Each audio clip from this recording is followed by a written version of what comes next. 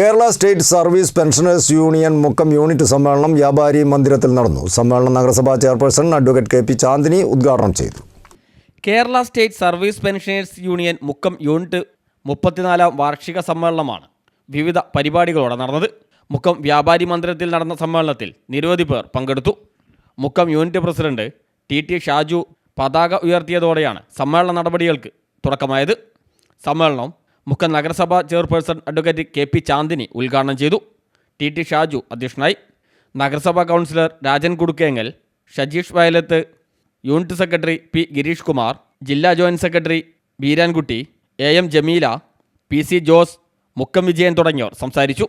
മാധവൻ നായർ അനുശോചന പ്രമേയവും ഗിരീഷ് കുമാർ പ്രവർത്തന റിപ്പോർട്ടും, ഗംഗാധരൻ വരവ് ചെലവ് കണക്കും, ടി വേലായുധൻ സംഘടനാ റിപ്പോർട്ടും അവതരിപ്പിച്ചു. CTV പ്രാദേശിക വാർത്ത മുക്കം.